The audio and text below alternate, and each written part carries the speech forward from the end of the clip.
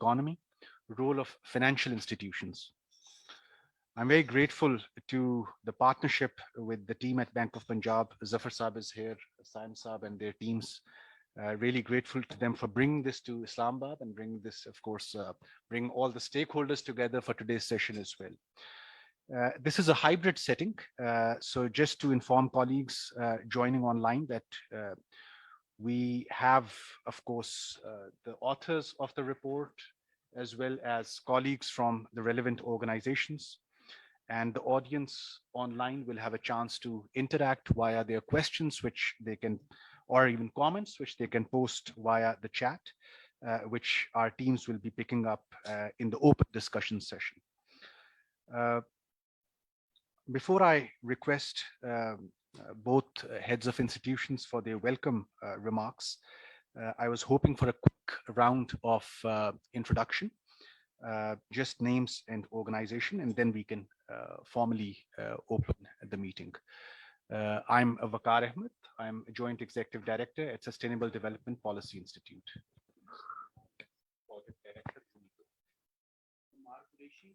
Investment expert in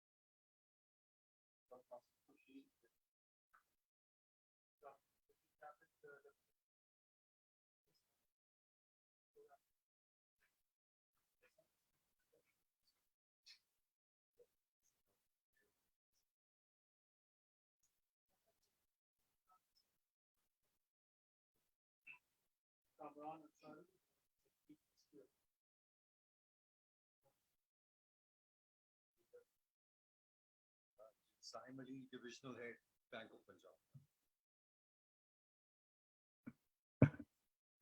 Thank you very much. We do have colleagues who are joining online who couldn't make it, but I do see that the list may be long. So we'll just stop over here and I'll request Dr. Abid Suleri, Executive Director, SDPI, for his welcome remarks, please. Thank you, Waqar. Dear friend Zafar Masud Saab, the industry leaders, economic experts, distinguished guests, and all those who have joined us online. It's indeed a matter of great pleasure to welcome you for this very important discussion, what I would say a validating discussion for the report that Bank of Punjab and SDPI they did together on pathways for sustainable blue economy. Looking at Pakistan's economic conditions, I think there are certain constant factors, and we have been trying to basically play with and improve those constant factors only, and they most of the time pertain to our terrestrial economy. Blue economy is a subject which is least discussed in Pakistan. It is a subject we keep on talking about its potential, just like the potential of tourism and potential of natural resources and potential of many other things that we never try to either explore or never try to develop. And this brief report, all it tried to do, it tried to highlight those potential areas, and it tried to come up with the very concrete recommendations what can be done differently. And we know if the things they are not working well, we need to think of some out-of-box solution. And one of the out-of-box solution today is basically looking at our blue economy potential. I have been writing on the potential of Gwadar port, and after visiting it and after doing my homework, I realized that just building a port for the sake of a port will add no value to our blue economy if we don't develop a port city. Gwadar, and I'm quite candid about it, that Gwadar port is a transshipment port. Now, with the transshipment port, if we don't have our transshipment policy, which was only developed 2 years ago, if we don't have our custom rules on transshipment, if we don't have other capacity on the port, how that transshipment would take place. Of course, in Gwadar, we don't manufacture anything that would be taken from it. So it requires a whole set of different policies. So just building port wouldn't work. Similarly, when we talk of Karachi port or when we talk of Port Qasim, it's not only that we are talking of the port, we are also talking of ecological issues linked with port. We are also talking of how to tap, for example, the UNSCAP and UNEP's green port funds. So now there is a green port initiative, and many countries, they are actually now candidate to get funding from international multilateral donors and partners to turn their ports green. So is it possible that we can actually work on through Karachi port or work through Port Qasim to change the fate of Karachi, at least at environmental aspect. The third important component, which I feel very strongly about, is tapping and exploring the potential of our tourism, the sea tourism. If we have pristine beaches from Karachi to Gwadar, what stops us from having our own inland cruises and having our own inland steamer launches for all income brackets? One can think of tourism opportunities, and of course, this would be a mega thing for Pakistan, at least a Pakistani tourist. Similarly, looking at the inland waterways, is it possible that if we want to reduce our dependence on fossil fuel and if we want to keep our environment clean and green, is it possible that we can shift some of our freight cargo transportation through inland waterways? What is the potential in it, how it can be developed? Either our banking industry is ready to finance some of these projects. Do we have enough sea liners to take the potential of it? People, they often ask me that why Pakistan is not importing from Russia, and while India can do, and I can keep telling them that while India is a $500 reserve, sitting on $500 billion reserves, but India has a very developed sea liner. If you look at our National Shipping Corporation, they have just a couple of dozen of vessels, and then we don't have a insurance company, Indian insurance company, through their secondary insurance. They do have this sort of muscle that they can insure their vessel and they can import from Russia right now. Pakistan would not be able to. First, we don't have the vessel, and second, we will not be able to afford the insurance premium in a war-hit zone. So thinking of all these aspects, thinking of sustainable potential of blue zone economy, and I'm deliberately not touching the issue of fishery or others which are often talked about. I'm just talking about those aspects which we don't discuss. Marine, the domestic marine tourism, inland waterways, developing our National Shipping Corporation or other vessel corporations, having our own insurance companies for this marine trading, marine mercantile, and developing port cities. If Karachi is the only port city we have, and then we don't have anything, so is it possible that we can develop Gwadar as well? I know for the fact that NTDC hasn't given the tariff policy to the Chinese power producers who were asked to install their power generation plant in Gwadar. And there is this egg and chicken situation. When I spoke to some of the responsible people in NAPRA and Power Division, I was told that the moment they would notify the tariff, the power producer, they would start claiming capacity payment charges. So if there is nothing in Gwadar, it is difficult to notify the tariff. And if you don't have power there, no one would go and invest there. So chicken first or egg first, this sort of situation, that won't take us anywhere. We need to come up with the very concrete and unambiguous plan to explore the potential of a blue economy. Maybe small steps at a time, but at least we should start walking towards this direction. And thank you, Zafar Saab, your team, they supported SDPI researcher and they did excellent work. I think that today's report and today's discussion, which we would subsequently incorporate in the web version of this report, in the PDF, some of the comments that would come from the experts, that would set the direction and guideline, and maybe we'll be able to then prepare some non-paper papers and some advocacy campaigns for the stakeholders that matter. Thank you very much.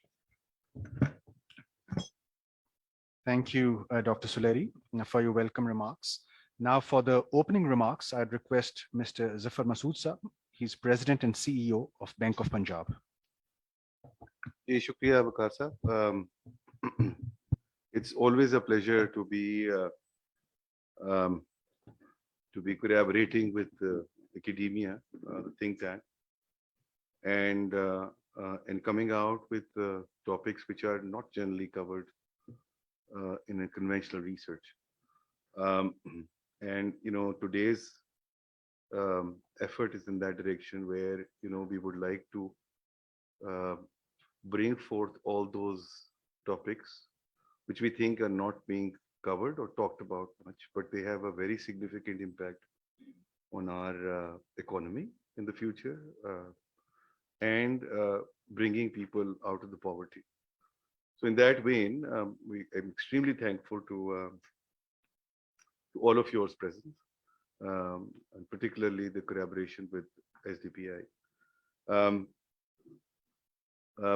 Really welcome you all to the report that we prepared called Pathways to Sustainable Blue Economy. This is our effort. It's a very preliminary effort. This is such a wide topic, and as we understand it, the entire world is kind of learning on this topic as we go.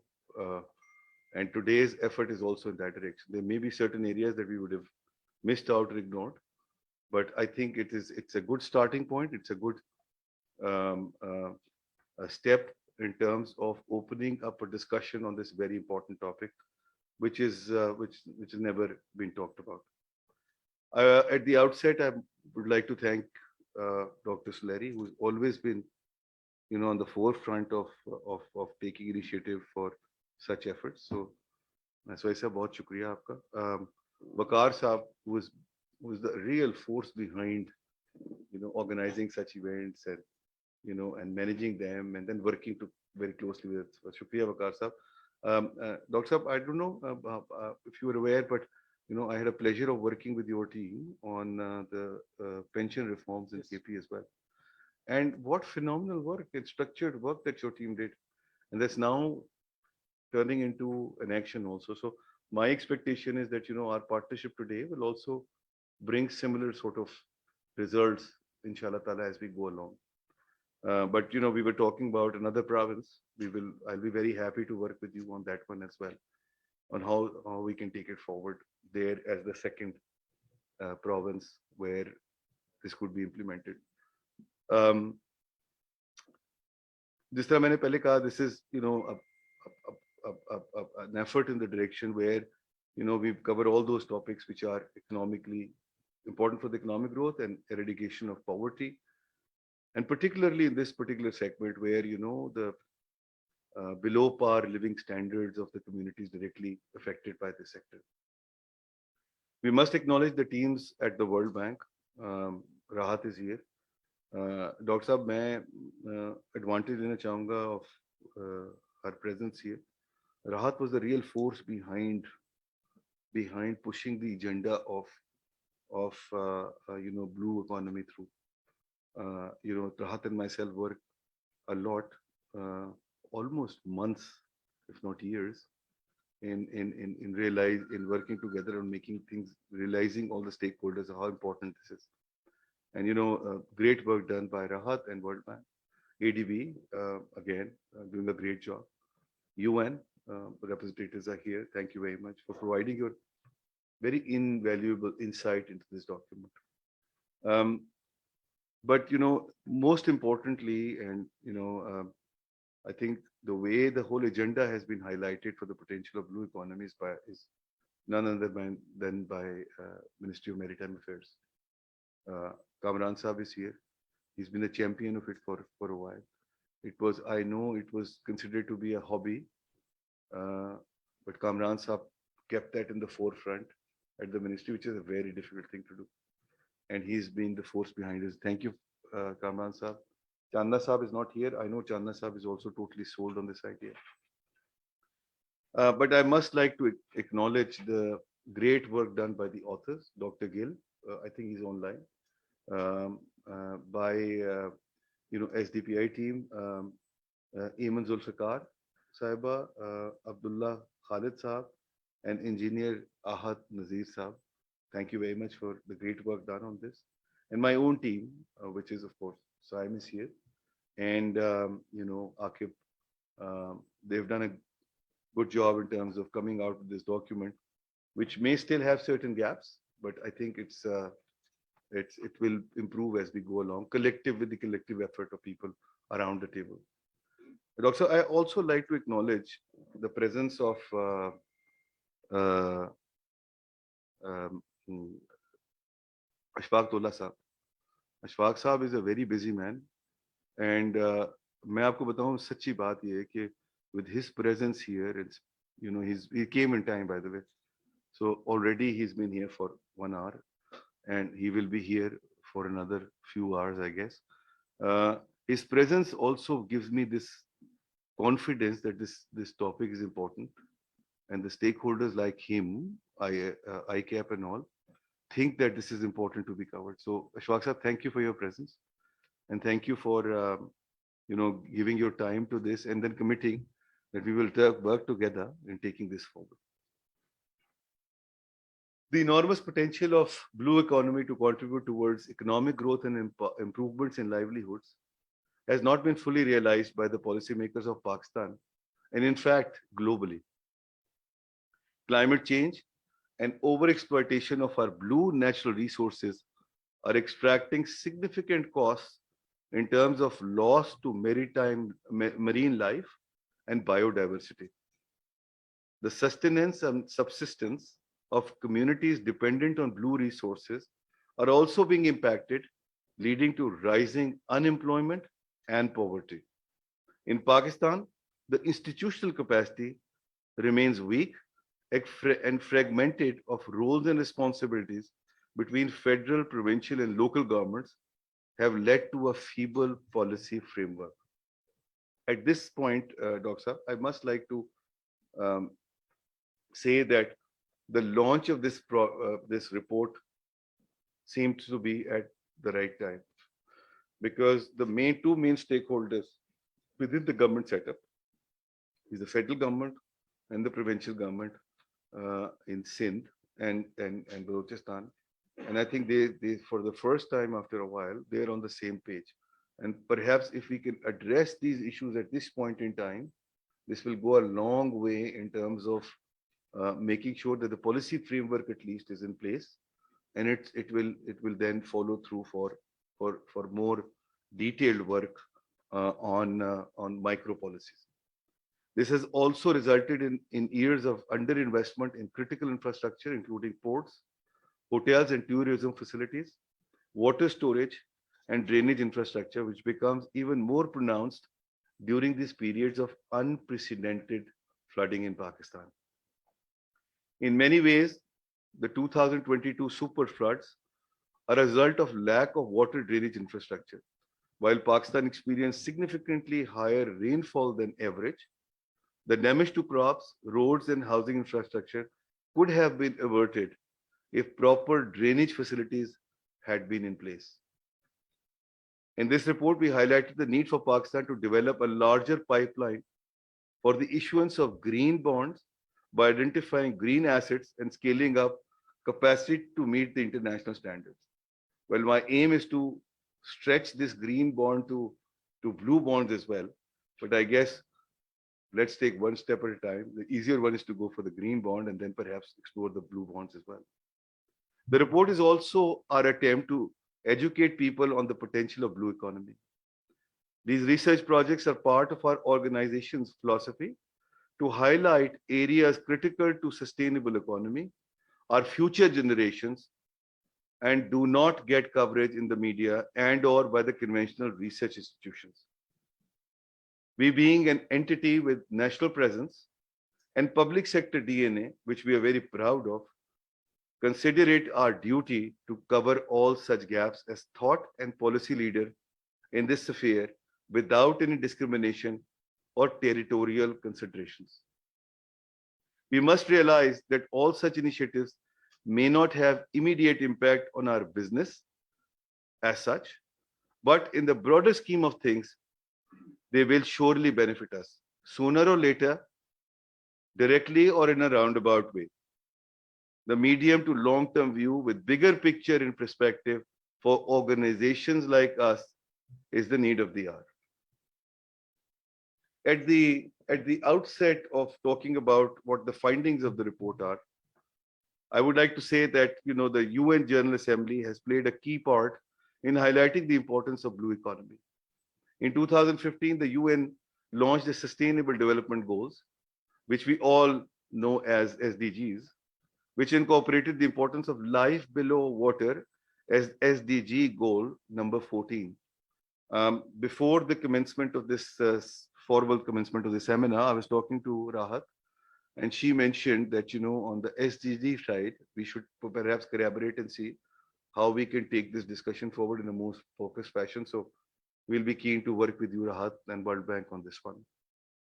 The ocean is not only crucial for economic perspective, but is also a source of food, water, weather variations, and oxygen for human and other species. Dr. Nielsen is here. He educated me today on the impact of mangroves on the largest scheme of things. Great education for me. And perhaps later on we can talk about that as well. The component of blue economy and the forward and backward linkages, which we were talking about, Dr. Saab, earlier as well, are on large and wider scale. It cuts across many constituencies, namely living resources, minerals, energy, coastal and maritime activities, ocean support services, maritime safety and security, raw material for marine biotechnology, and many, many more. Pakistan, with a coastal area of 1,050 kilometers, is blessed with significant blue natural resources. Its blue economy contributes an estimated $1 billion or around 0.4% of the national GDP. Bulk of this contribution is in the form of fisheries, coastal tourism, and maritime revenue, which Dr. Saab also talked about. The more technologically advanced sectors like energy, pharmaceuticals, and minerals are currently non-existent in our blue landscape. The potential to develop blue economy is hampered by disjointed governance, lagging technology, marine pollution, and degradation of mangroves, to mention a few headwinds. And I think it's an opportune time to pursue all these areas and fill these gaps. We have an underdeveloped tourism industry, significantly underdeveloped. Pakistan earns merely 0.3% of GDP, while Thailand earns 18% and Malaysia earns 6%. Domestic coastal tourism revenue is estimated to be $300 million, which is 1.1% of GDP, while according to the Maritime Study Forum, $5 billion could be generated annually for developing coastal and marine tourism infrastructure. Dr. Saab, I was just looking at the report and the strategy of Sri Lanka. And they have been largely dependent on their foreign exchange reserves um, uh, on tourism, and they are now reviving it again. The new ideas and thoughts have been put around, and they have a very good coastal and marine tourism infrastructure. I think we need to learn from that. It's a good time that we take a step forward and see what are the opportunities available. How can we capitalize on that? Similarly, Pakistan has potential of breeding fish worth $2 billion annually. However, seafood export stands at $450 million, 0.2% of GDP, which is frankly neither here nor there. Fisheries sector accounts for less than 0.4% of GDP. Marine fisheries are depleted and overfished as per UN FAO. High costs are impacting sector's profitability. Pakistan lags behind its neighbors in aquaculture production. Post-harvest processing is underdeveloped. Fish processing in Pakistan is outdated and undercapitalized, unfortunately. The growth in annual trade has grown considerably in the last decade from $50 billion in 2010 to around $80 billion in 2021, 26% of GDP. Nearly 97% of international trade takes place through sea transport, with the remaining being traded with the neighbors through road perhaps or rail. Despite significant volume of trade, total contribution of maritime sector to the economy, as I've said earlier, is merely $183 million.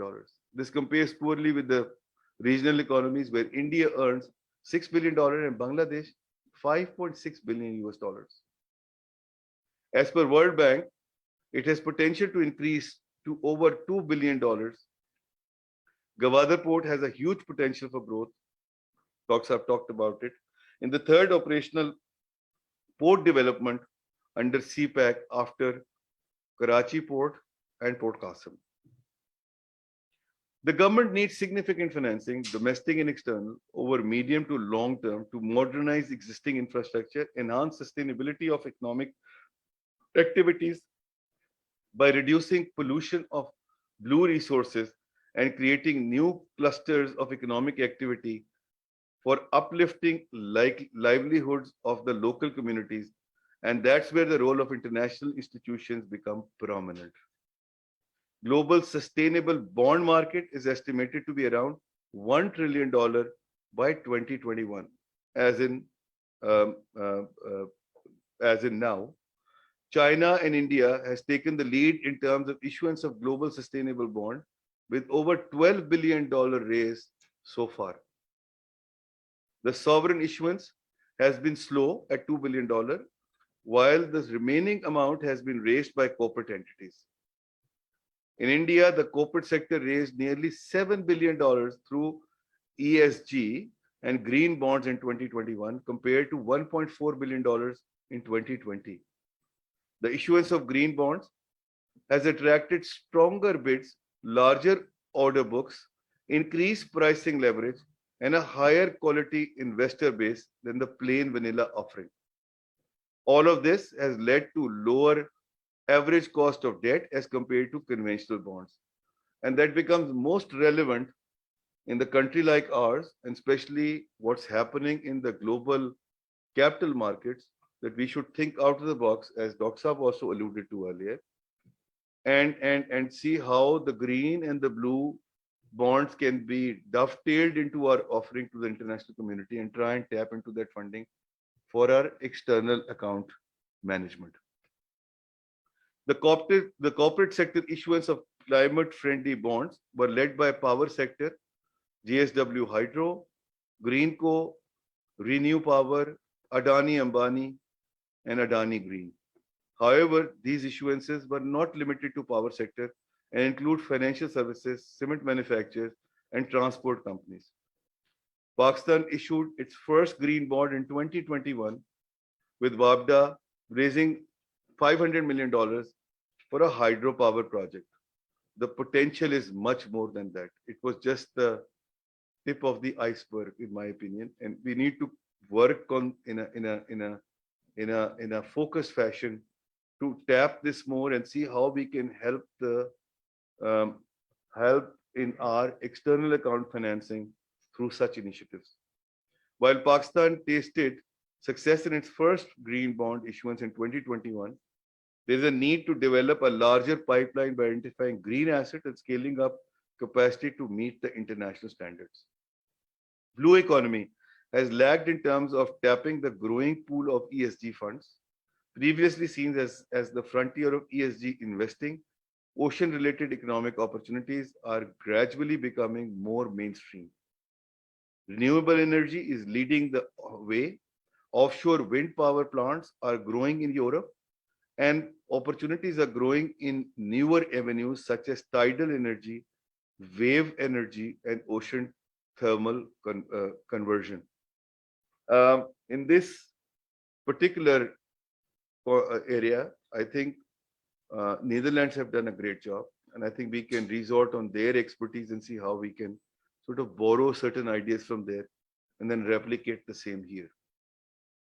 Oslo-based seafood producer Grieg raised 1 billion Norwegian krona in 2020 through a green issue that explicitly targeted to improve and develop improved and sustainable salmon aquaculture. Looking at the emerging market issuance of sustainable debt, power sector leads the way with 35% of all funds raised, which is a good clue for us to pursue. This is followed closely by the transport sector at 29%, with a significant shift towards more fuel-efficient transport, that is trains, motor cars, ships, and airplanes. SNCF Group in the rail industry's leading issuer of green bond, with issuance of 5.7 billion euros. AP Muller Maersk, the world's biggest container shipping company, has issued its first ever green bond of $566 million in 2021 for methanol fueled vessels. Investments in water infrastructure for improving quality and efficient use of resources accounted for 11% of the emerging market green bond issues. The focus of these projects is towards restoring ecosystem by reducing pollution, including dumping of toxic materials, and towards wastewater management. The Republic of Seychelles launched the world's first sovereign blue bond in 2018. Proceeds from the bond will include support for the expansion of marine protected areas, improved governance of priority fisheries, and the development of Seychelles' blue economy. The communities living along the coastline are mostly underprivileged. The economy and livelihood of these rural communities are directly tied to agriculture and livestock and fish farming. ADP reports that 79% of their population is categorized as poor, while 54% of these communities are in the poorest of the poor. The development of coastal tourism facilities, supportive financing from banks like ours, sustainable fishing practices can go a long way in subsiding the poverty of these fraternity. I just had a discussion with Kamran Saab on this, and perhaps we will reach out to World Bank at some point in time jointly with another bank that we talked about, who has been active in this space of extending the financing for this particular community, and see how we can work together in taking it forward. Most of them are unbanked and lack of access to credit facilities. Community-based development opportunities can be enhanced through credit facilities provided by the microfinance institutions. Studies show that coastal communities have benefited significantly through access to microfinance facilities, leading to increase in assets and income. And this is exactly what we have in mind, Rahat, which we will come to the World Bank for the support about. Government should work with State Bank to assist communities associated with fisheries with the provision of incentives and interest-free loans through microfinance to enhance the development of the fishing sector. Now, looking ahead at the end, The government should motivate the private sector for investment and to start a public-private partnership like India example of Kerala state and provide some tax exemptions to promote coastal tourism in Pakistan. Ashfaq Sahab, I would need your attention and involvement on this initiative. How can we work together with you in putting up a proposal which will, be more palatable for the government on this one? MoMA needs to take some effective initiatives related to value addition of fishery products, as our fish export price is low in the region. Fishermen should be provided the support and education capacity building regarding fish preserving methods. And in this particular segment only, Dr. Kamran Saab and myself have just talked about how we can reach out to ADB and World Bank and see how we can work on this particular area. The major issue in financing is the accurate estimation of investment needs of governments and communities. On the other side, gauge the investment willingness of entrepreneurs, investors, and businesses. They need to be systematically networked to initiate an integrated agenda for the development of blue bonds. And perhaps today's effort could also assist in this space. Review procedural inefficiencies and introduce reforms for fostering investor confidence and improving prospects of business and blue economy. I'm sure, Rahat, in the World Bank report that is coming out, this particular aspect is taken care of. We put that in the TORs when you and I were working on it. So we will be looking towards World Bank in suggesting on how this can be worked together. There's a need to establish a network of researchers, industry stakeholders, government personnel, and media to create and disseminate awareness and education regarding the potential and prospects of blue reserves, awareness campaigns, and mainstreaming and dissemination of the information produced by researchers for massive awareness will be useful. So after this, there is another report coming through from World Bank. And then Rahat has suggested that we should engage the group of economists and then work with them to encourage them, Dr. Saab, to come out with this to come out with non-paper as well. This is the key starting point. Perhaps this is the beginning. There will be certain gaps here. Dr. Saab also talked about a paper which has been done. Perhaps this need to be given more space. And luckily in this particular initiative of today's, we have tied up with the business recorder, and we'll be happy to have the access to that paper that you talked about or any other one, and then talk to a business recorder and make sure that in our engagement with them, other than this report, we will cover those areas also. A detailed survey and manpower audit of Mercantile Marine Department is needed to detect the issues in capacity and required upgradation to fulfill its functions. I know MoMA is already on it. Special maritime industrial zones are needed to be developed with the installation of latest digital technologies. The government should focus and work with think tanks like SDPI to create awareness on the policy of replanting and to preserve mangroves due to increasing threats of climate change, as their role is very essential for fish breeding and other aquaculture species in the coastal areas, and most importantly, in preventing the flood type situations.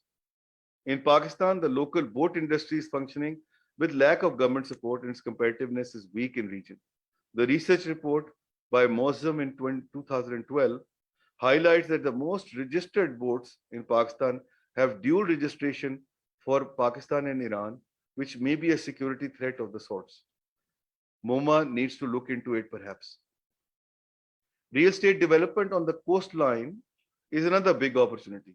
Pakistan has one of the largest coastlines in the world, which are underdeveloped and could be used for any sort of mixed development in particular. There is a huge potential for that there's a huge potential for that too, taking a cue for the developed economies and their coastlines. The key, however, is to keep the environmental consciousness in perspective, of course, please. In a nutshell, the scope and impact of blue economy is so wide and deep that the collaboration of different relevant stakeholders, private and public, financial and research institutions, are pivotal for blue growth in Pakistan. Today's initiative is one such effort in that today's initiative is a humble such effort in this direction. Thank you very much, ladies and gentlemen. Thank you, Zafar Sahab, for your opening remarks. And thank you also for alluding to the role of the financial sector on this subject. Really appreciate your insights. And as we had discussed, that this shouldn't be a one-off meeting. We should actually have the next in-line meeting to sort of keep track of what you've discussed today and sort of come up with a recap and way forward when we meet at the 25th Sustainable Development Conference in December. Additionally, I think one of the points that you mentioned links well with the online tracker of blue investments, which SDPI wishes to establish, of course, with partners such as yourself, which will be able to track online those potential investments or pipeline investments, and at least we'll know where we are falling behind and what needs to be expedited, and all stakeholders will have access to that online tracker. Let me now move on to the report, which Zafar Saab and Abid Saab have talked about. The online link of this report for those who are joining us virtually is available, and we're going to put it in our chat so that those who would like to download it can do it now. We have two presenters on the report. Let me first invite Mr. Syed Saim Ali Saab, who's also the lead author. Saim Saab, please. Thank you, Wakar. So we've got a really nice presentation lined up for all of you. To hum detail mein, we'll go through the report in much more detail as the presentation runs. So I will just talk briefly about a few things. So when Zafar Saab asked us to undertake this research, so we were all scratching our head. You know, where do we even begin with something? The blue economy is such a vast concept, and to be honest, Zafar Saab, we're still finding our way. You know, the vastness of this topic is so huge that I think we've just scratched the surface as far as this report is concerned. The second very interesting thing was that when the UN gave the call for action through the SDGs, the SDG 14, life underwater. So the kind of numbers that were shared in that report are quite shocking. So I would request all of you, whenever you get an opportunity, please do go through those numbers.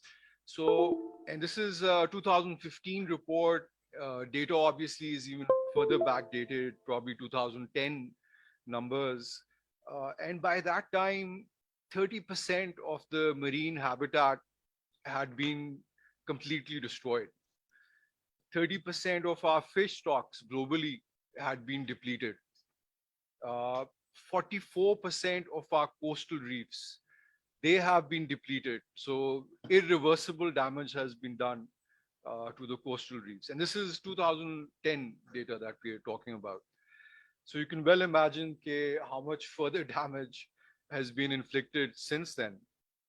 95% of all marine life contains microplastics. So the level of pollution that has been caused globally should be a big issue for our policymakers. So while the UN initially focused on the conservation of our valuable blue resources and the problem of the free rider problem, in which we treat these blue resources as a free rider and everybody is exploiting this resource to their max without thinking of the consequences. We now see that there is a new thinking developing around the blue economy, which incorporates not just the conservation part of the thing, but also looks at livelihoods. So we are now increasingly focused on how we can develop sustainable industry, sustainable economic activity which can be built around these blue resources. So according to the OECD, um, the scope of the blue economy has expanded significantly from conservation to energy, whether it's renewable energy, whether it's exploration of fossil fuels, and more and more towards value-added industries. So marine biotechnology is a fast upcoming sector. Jisme big pharmaceuticals are increasingly making new investments, and they see huge potential for developing new cures and new medicines using the blue resources. As Abid Saab and Zafar Saab pointed out, Pakistan too has a huge potential as far as developing our blue resources. We've got a massive coastal line. We are blessed with a lot of these unique blue resources, which other countries probably do not have. But despite that, the availability of resources, we see it plays a very small part as far as our overall economic activity is concerned. So $1 billion is what we estimate. We understand there are other studies that estimate higher than that. And which really shows the loss of opportunity, both in terms of conserving our precious resources and improving the livelihoods of communities that live along the coastal belt.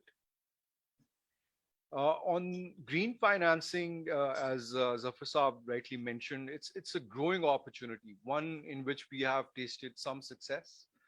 So we did launch our first green bond last year, and we saw that there was very good participation as far as that issuance is concerned. And globally, we see that there is a growing interest, and almost $1 trillion worth of green bonds have been issued globally, which makes up around 10% of the total global bond markets. So that's very, very significant. And in such a short period to have grown to that size indicates both the availability of resources and the growing adoption of the UN SDGs, where companies are pledging more and more resources towards the green technology. As we mentioned, our neighbors are taking full advantage of all of this. So China and India are leading the way as far as issuance of the green bonds is concerned, $12 billion each. And interestingly, it is not the sovereigns which are taking the lead in this. It is the corporate sector which is taking the lead.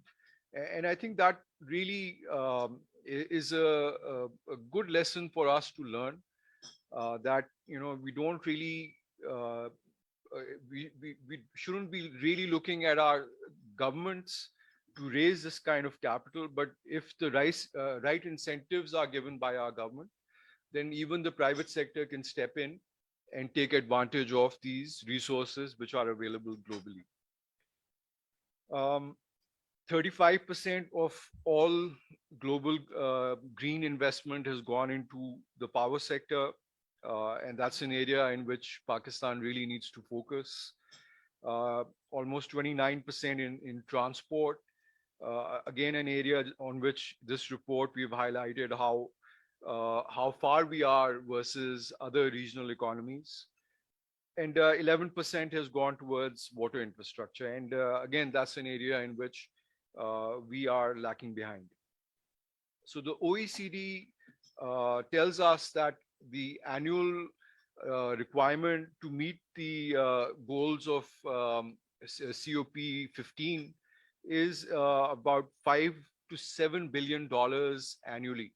So that's the kind of money that we should expect that the green bonds or the green investments will be raising for new investments in the green energy area.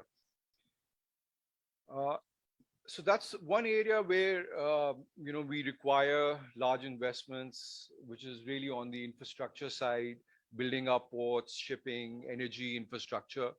And on the other hand, it is all about the sustainable livelihoods of the local communities there. And as this report points out, the numbers are pretty alarming. So despite being so close to these vast resources, the people living in our coastal communities, we see that they don't have any ownership. 79% of the population that lives along our coastal lines are classified as poor, and 54% are classified as the poorest of the poor. So that really highlights another key problem, which is that our local communities are not partners in the development of these resources. And that's an area that does need to change. The banks are playing a key part. We are seeing increasingly that the development focus is being pushed by our central bank, and new products are coming into the market. So whether we saw the Mera Ghar scheme of the central bank, in which low-cost housing was being pushed, and similarly the Kamyab Jawan, Kamyab Pakistan schemes, which were giving interest-free loans through the microfinance institutions to these local communities. So we really need to look at whether that can be expanded with a focus towards these communities that live in our coastal belt, because they have very specific needs. Their livelihoods depend on the fishing opportunities that are available on agriculture. And so those needs can be fulfilled through focus using these products which are available in the market. And as Zafar Saab mentioned, we have a lot of success stories globally, which we can learn from. And we've seen that in Kerala, where through incentives, the private sector has made significant investment in developing the coastline, developing the tourism industry in that area. And currently, so it has created like 1.4 million jobs in the last 4-5 years since the focus started on the tourism industry. And today, about 23% of the workforce is employed in the tourism sector of that region. So I'll end over there, and I'll hand it over to Waqar Saab, and we'll run you through the presentation where we share the key findings. Thank you. Thank you, Sam Saab. I think for the later part, I'd request my colleague Ahad Nazir to continue. Thank you, sir. Since the overall economic potential of the blue economy has majorly been covered, so I think it will be appropriate if we can go to the port city development part. That actually is my biggest concern, because one of the cities that I admire, Karachi, is suffering from things that basic amenities are not available there. So maybe our ports are functioning okay, and maybe we have developed the competencies and the capabilities of handling those ports and even developing new ones. But what about the port cities? So the basic infrastructure at the back end that is required for running of those ports, I think that is where I and my team from SDPI, including Ayman and Abdullah, we came in. So our main focus for port city development, and that was primarily from literature, and we also conducted some qualitative interviews with some experts. They were around 4 main things. And if we look at Karachi, I think we can identify that these are the main 4 things that are wrong with that city at the moment. Like, for instance, number 1 is the energy infrastructure. And I will not only talk about generation. There is a lot of generation potential as well in the coastal areas, but we have to talk beyond generation, and that is transmission and distribution.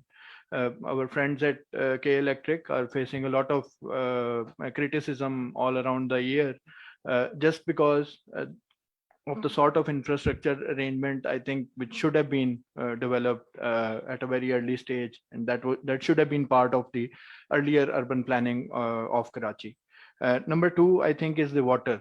From unofficial sources, I've been told that a quarter tanker is now being sold at around 15,000 rupees in some parts of Karachi, and and this is not for clean drinking water. This is not drinking water. This is the normal usage water that we only use for washing and other things. Uh, and if we take both of these into account, the RO plants that have been set up in Karachi, and Karachi, of course, was blessed because the Indus was flowing very near to Karachi, and we had chances of creating some artificial and some natural canals, like for instance, the Malir Nadi and the Kurangi Nala. Both of them were naturally part. So the water was not an issue in Karachi initially, which it is now due to the expanding infrastructure. So the third issue, I think, is the urban development that needs to be controlled. And I think Zafar Saab's point, especially with regards to the real estate development in port cities and in coastal areas of Pakistan, I think we need to be very considerate of the fact that basic amenities should be available there. And the last one is the waste disposal. So I think the marine tourism will never flourish if we still have one of the dirtiest ports or beaches as we are seeing in Karachi. So these are the main four areas that we focused on. There are, of course, opportunities here as well. So the ocean, in addition to its economic benefits, also gives us it's basically the biggest source of carbon sequestration. I am on a personal front working with some friends in Alaska on an Arctic carbon sequestration project. So and the oceans actually account for more sequestration of carbon than the Arctic or let's say our north part.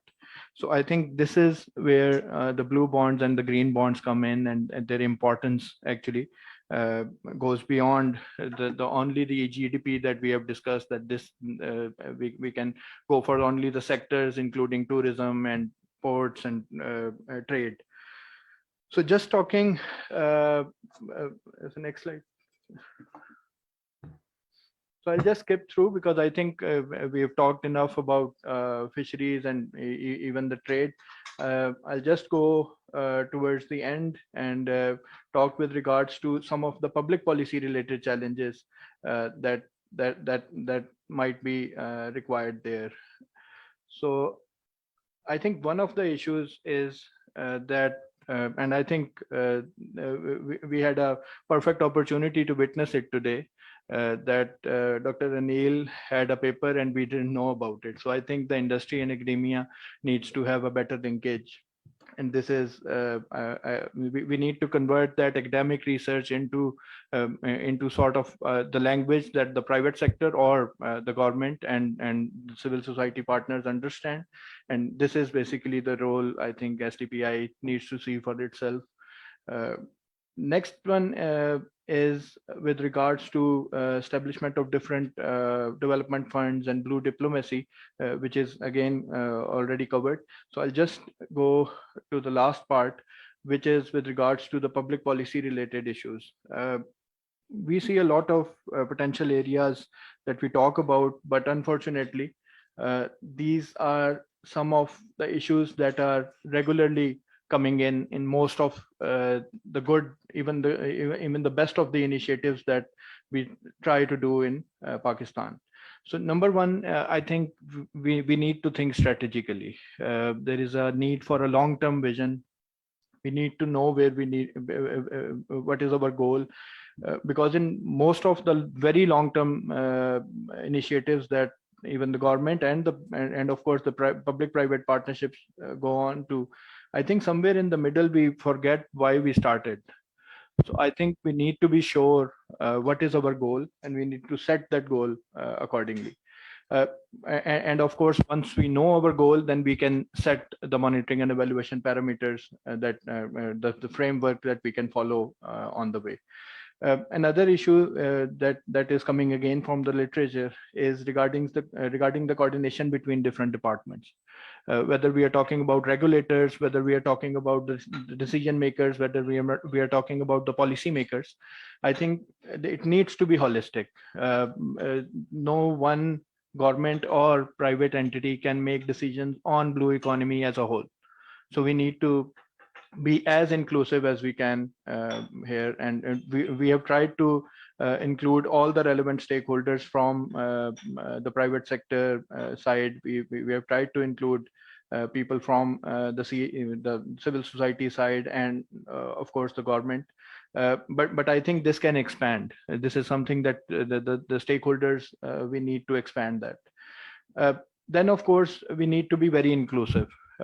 Closed door policies will not work. I think we should learn it by now. We should be able to. I think discussing it with the relevant stakeholders will, of course, help you in better advocacy of that initiative, as well as creating a sort of a critical mass that is required for the kickstart that we need. And last is the policy consistency. I think we need to put boundaries on politics as well. We need to be sure that some things are not there to be discussed, and some things need absolute consensus. We have talked a lot about Charter of Economy. Dr. Abid's recent article talks about it as well. So I think these are things that we really need a strong consensus on. These are not things that can just happen in a 5-year tenure. We need a longer term vision for it, and I think we need to be and of course in the coming meetings we will try to include the political of course the current political environment was also not very conducive, but I think in the future we can definitely look for including the political stakeholders in this dialogue as well, because I think their buy-in is probably most important. So just last point before I hand over back to Dr. Bakar is that I think we need to, I think we have set the agenda, and there have been debates. We discussed similar things in the multimodal conference that was organized by Manzil, I think a couple of in March, March of this year. But I think we have got a very good opportunity that SDPI this time is partnering with Ministry of Climate Change for the 27th COP. Dr. Abid will be attending that. So I think we need to put that agenda there as well, that this is something that SDPI is looking forward to. So thank you very much, and I'll hand it back to Dr. Bakar. Thank you. Thank you, Ahad. Thank you, Saab, once again for this effort. One of the key takeaways was inclusiveness and stakes for local communities. So thank you for making that point. Now, I understand that we are falling behind time, and we really, because of our online participation, we also want to end on time as well. We do have one participation from China as well, but until we get them online, we'll open the floor now. Because I do understand that a lot of people have worked in this area, which has just been explained in the presentation. So the floor is open for your interventions, please. May I add, if you allow me? Sir, please. Bismillahirrahmanirrahim. Sir, actually, we are discussing and we have discussed a very important subject, and this is beginning of no end, I think, and I believe this. When we talk about blue economy is a very wide term, and obviously you cannot just clip it in this booklet. This is again a beginning, and it's a very good beginning. Let me salute both the institutes for entities for their valuable contribution on this. The basic purpose of blue economy is to cope up with the water crisis.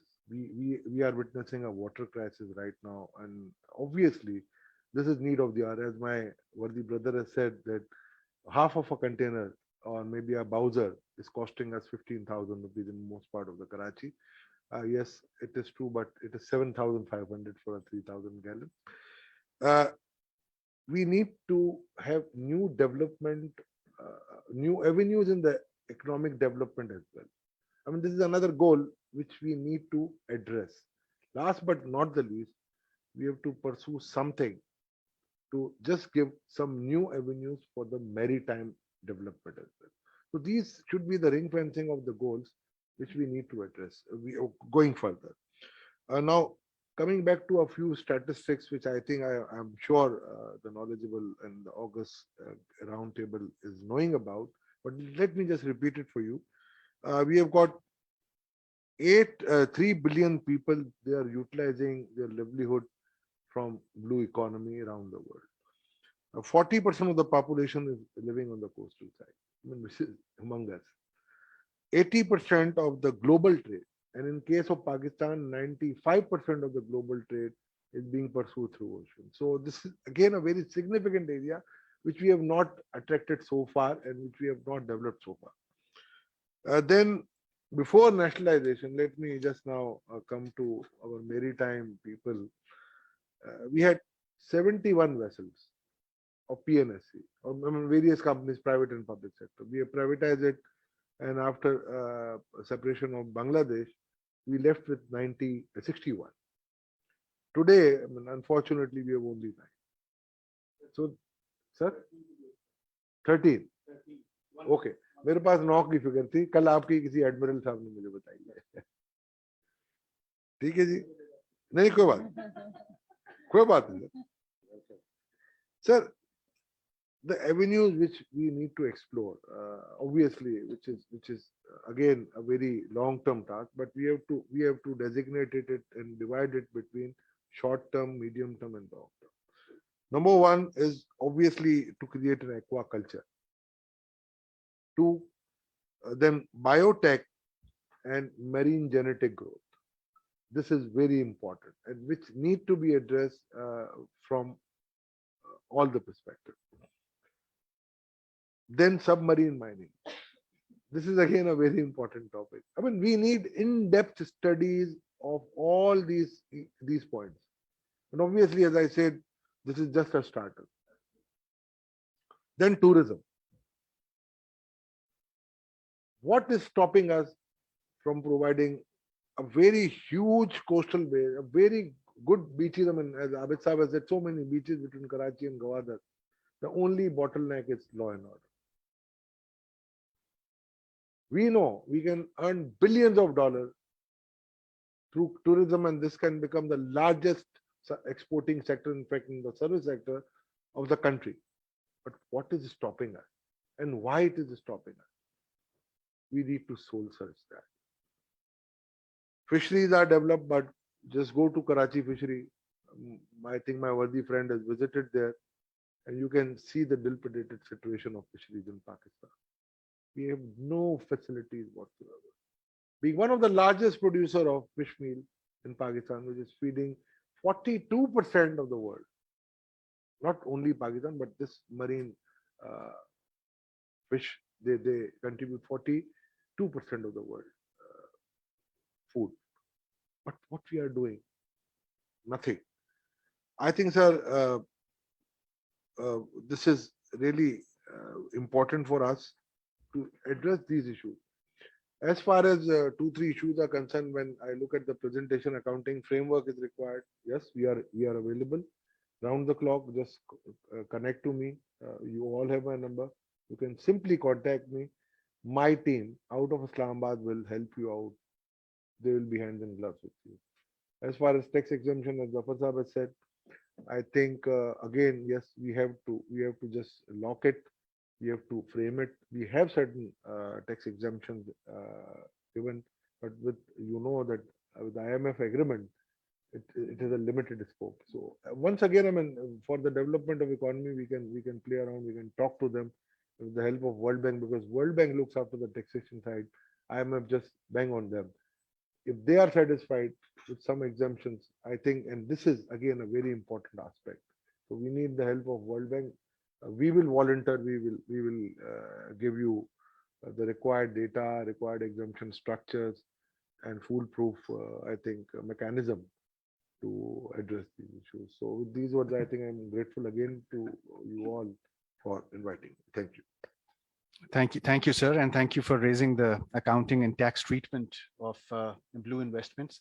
I do understand that if the forum allows me, there are connectivity challenges. So three of our colleagues, if I can go up to them first, So let me first take one of the co-authors, Dr. Gill, who's in Bhavalpur. Then Dr. Hassan Daud Bhatt is speaking from China. And then I'd like to come to Additional Secretary Chandna Saab. So Dr. Gill, over to you. Thank you very much, Dr. Wakar and all the honorable participants from SDPI, Bank of Punjab, and the experts of blue economy. It was indeed a privilege to work with some of the seasoned professionals who have been working on blue economy for quite a long time. I think much has been discussed by Dr. Suleri as well as Mr. Zafar Masud, and one of the lead authors, Mr. Saim. I just want to add 2-3 points into that. First one is that Pakistan not only having the blue economy potential, but also Pakistan is blessed with the huge youth potential as well. There is a dire need to synchronize both the potential so that Pakistan can get most of its blue resources through providing financial opportunities to the youth of Pakistan. And particularly here comes the role of academia as well. Academic institutions should launch degree programs and should work towards developing blue curricula. I think Dr. Anil Salman is sitting over there. He's mentor of the mentors of the people who are working on the blue economy and economic security as well. Without, as mentioned by one of the participants, that what stops Pakistan to promote tourism opportunities? Yes, it is agreed that without providing law and order, proper law and order conditions, we can't promote our blue tourism. And unfortunately, tourism only contributes towards our GDP, that is less than 0.3%. And Pakistan is at the bottom of 150 countries with regards to statistics on tourism as well. The second thing is that, yes, there is a missing link between academia and the corporate sector. But the welcoming steps are there. People are researching this area.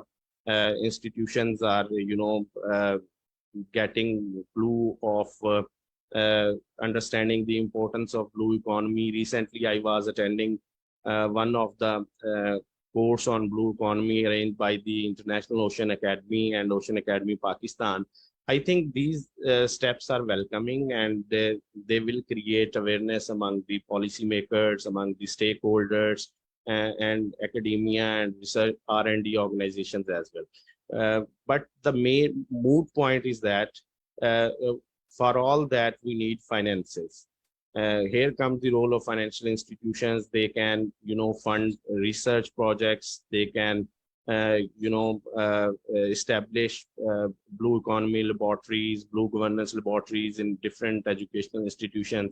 Unfortunately, under CPAC project, we have established more than 10 CPAC Center of Excellence in different higher education institutions across Pakistan. But we are unable to see some, concrete publications or concrete research efforts from those institutions that can, promote blue economy or to create awareness among the stakeholders.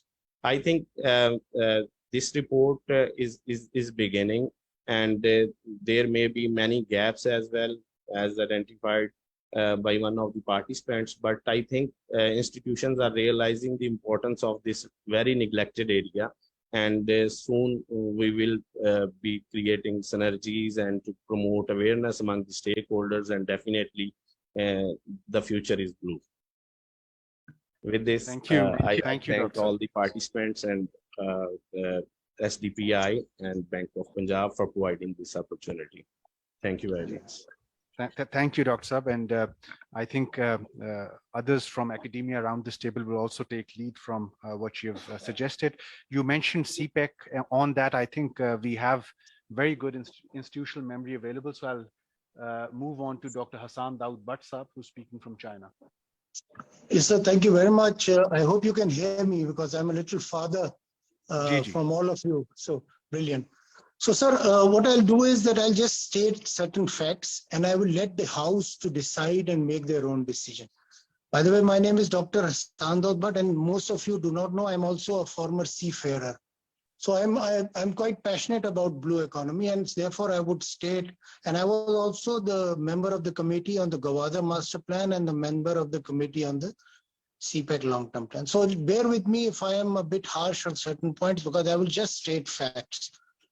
And I would ask you questions, each one of you sitting there from the decision making, from corporate sector, from me now representing academia because I'm right now wearing that hat as a university professor. I'm here to do research on the initiative that China is launching in their great meeting next month on the Global Development Initiative, GDI. So a lot is happening in China as we speak, and this is the time that we should be looking at China for at least in the month of October. Very, very important. So now coming back to the point that we are here, sir, in the long-term plan of Gwadar, long-term plan of CPEC, clearly in terms of tourism, 1+5 concept has been given. And that clearly demonstrates the Chinese interest in investing in our blue economy's tourism. 1 represents the road and 5 are the towns that they identified in their plan that they made. And I vividly remember one of their Professor Du, and I met him recently, mentioning to me at that time that you have this beautiful coast of more than 1,100 kilometers and you are yet to develop one single 4-star hotel. We do have one PC in that 1,100 kilometers, but that PC for our standard may be 4-star, but for Chinese standard, it was even less than 3. So this was his statement that is made. So what stops us from doing that? This is clearly illustrated in the long-term plan of CPEC. It is each of our port, the DWT, the number of ships coming and going, and how would that lead to development of Gwadar is clearly articulated in the monographic study, which was approved in the 2015's Joint Cooperation Committee of CPEC. So what stops us from looking at that development agenda? Because why I'm saying this, that I keep hearing the long-term planning, the short-term planning, and the mid-term planning. But what about the plans that were already made, and who's going to work on them? The third part, because now I'm in KP, so blue economy, and I'm the only province who has done an MOU with Gwadar Port in terms of giving them human resource and raw material for the Gwadar Port development. Now I would come to the Gwadar Port's development because in that we came to Shenzhen and we discussed because Shenzhen was a fishing port and we have done, and they clearly explained to us why and how there are so many similarities between Gwadar and Shenzhen and how incrementally step by step you can also develop. Or agar aap Gwadar ka master, if you look at the Gwadar master plan, it clearly gives direction that it will be not in the governance model that we have in our rest of the ports. It will be clearly like Jabali Ali, Salalah or Shenzhen, which will have a corporate style CEO model of development. And that decision was to be taken by Balochistan cabinet, and that's pending because of various reasons. I won't go into details of that. But clearly they said, and we agreed to them, that AC and DC and GPA, GDA model won't work. It would have to be under a CEO's model that is like happening in rest of our ports, rest of our competitive ports. Now coming back to the Belt and Road Initiative, we always talk on the land part of the Belt and Road Initiative, and we forget sometimes the importance that China gives on the maritime sector or the maritime Silk Road. Each time you would hear, and I heard this in 2017 Belt and Road Forum where I was with a different prime minister, and in the 2000 BRI Forum when I was with a different prime minister. Both times President Xi spoke about the Maritime Silk Route more than Belt and Road Initiative. And would you believe that the only port that he referred to was Gwadar? So while sitting in China, if they can discuss and their president can mention Gwadar, what stops us from developing Gwadar? And each stakeholder, I know there are a lot of stakeholders sitting here, even from the Maritime Academy, Ministry for Maritime Affairs. And we changed the name of the Ministry of Maritime Affairs to actually give impetus to the work that was supposed to happen. So lastly, sir, I would just give few recommendations, and this, if that could be included or incorporated in your report, because here in the GDI discussion, wherever I go and discuss the maritime sector, they start from mangroves and then go into eco-friendly development of ports, because clearly as our economy grows, and inshallah it will grow, we would need ports. And we need to now identify which port will have its own role. Clearly, Port Qasim has now become an energy-driven port. Karachi is choked because of the transportation challenges we have, and Gwadar would probably be working on Afghan transit trade or some of the other trade that we have with the neighboring countries. So for more, we need to develop the ports that are mentioned in the monographic study and also in the CPEC long-term plan. There was a port to be developed, and I won't mention its name because then it becomes public. It's there in the CPEC long-term plan, which was the port which was supposed to be developed to support Dhabeji Special Economic Zone. So Dhabeji is still not there, and what to talk of the port? And because whenever the economies grow, the requirement for ports grows within the same. So, sir, please, I would just request the House to just look at the plans that have already been articulated, and I'm so glad that I work with SDPI as their honorary research fellow. So just go back to the drawing board again and look at the plans that were made. And now that the joint working group for CPEC long-term plan is again after 2 years happening, we must have a clear plan for the maritime sector, because Chinese wants us to have a clear plan for the maritime sector, because that gives support to the BRI maritime Silk Route. So this is all I have to say. Thank you, Dr. Next JCC, which is scheduled perhaps in November or early December. Here I hear them maybe putting a complete plan in as far as the maritime sector is concerned. I would also like to highlight one more thing. In the 3 years of the former government, there was a Karachi Development Initiative in which the Chinese had given the entire plan for in public-private partnership. Perhaps that is not being discussed anymore. So I would also request the House to look at that Karachi development. And if you need any documents, I'll share them with you. Thank you. Thank you, Dr. Sab, and thank you for sharing the institutional memory as well as the way forward. If Additional Secretary Saab is online, Asad Rafi Channa Sab, if I can request him for his intervention. Sir, can you hear us? So you're आप शायद mute पे हैं sir.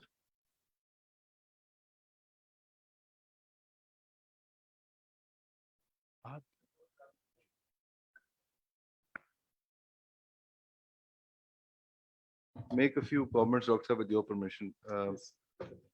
Very, very enlightening for me, the comments that has come through around the table. First of all, Dr. Bakar, that you talked about on online tracking.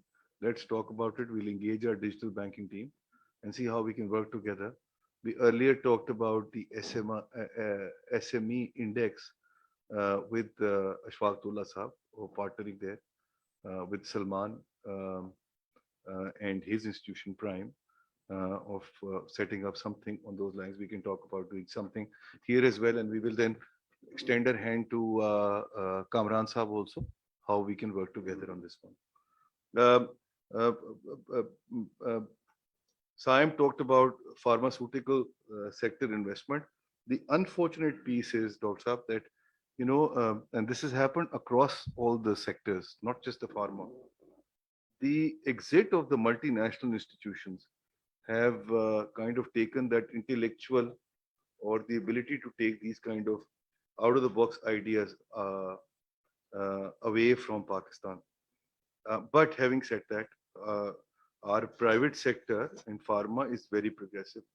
I could think of 3 or 4 names which are very progressive companies, and I think we can reach out to them and then ask them, Kamran Sahab, that they can also play their due role in terms of supporting, which Dr. Anil Salman Sahab has in detail covered in his presentation.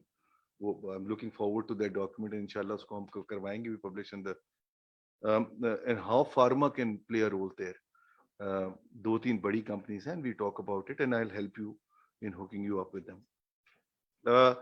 Saim also talked about the external account support. I think this is a perfect time, and we must ask the EAD and the Ministry of Finance and Debt Office to look at the possibilities of raising funding with the flooding and reason of those flooding to be the climate change aspect, which we are victim to. I think this is a perfect time for us to go out and raise some serious blue, green bond funding from the world. Engineer Nazir Saab talked about port cities. I have a very, I would say strong, but I have my own thinking on this one. I think and sorry, I'm making a very, maybe perhaps a very harsh comment here, but I think Karachi port doesn't need to exist anymore. We need to wrap it up. I've been the advocate of that. Kamran Sahab is aware of it. Reason is that it creates pollution. It has now become very congested. It has serious traffic issues. It has safety issues, and we need to move that port out from there. And इसमें कोई इतनी अजंबे की बात नहीं है. There's nothing unusual that we're talking about here. I don't know. I think it's New Jersey, which is 1/3 owned by the port. Maybe Kamran Sahab would be aware of it. So if it was a port before and then converted into a city, why can't we do the similar thing here as well? Things evolve. We need to evolve as well. We can't just keep on dragging on that one. Having said that, I think Dr. Butt talked about, alluded to. He didn't mention the name. I'm happy to mention the name. Is I think if he's referring to that one, is KT Bandar. I think the next big thing Yeah, KT is Bandar. KT Bandar.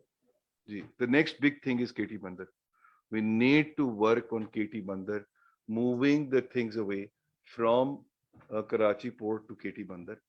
And there also the focus, we need to make this into more focused sectors. For example, the industrial state that is attached to it, if by default, Port Qasim has emerged as an energy port.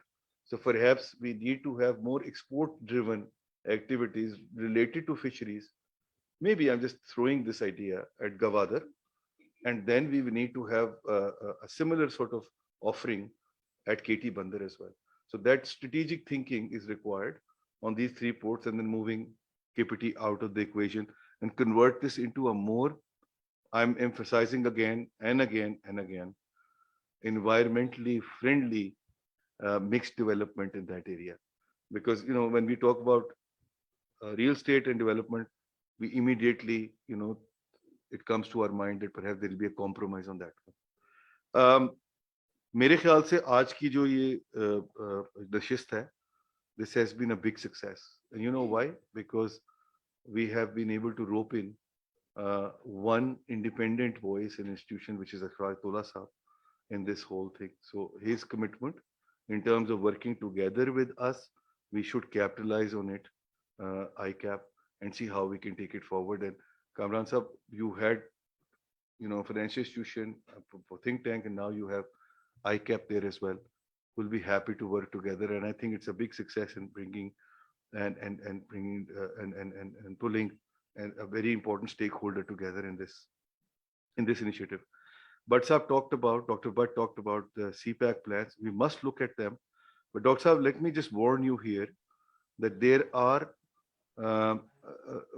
we must look at those plans, but we need to have our organic strategy and planning done on this one.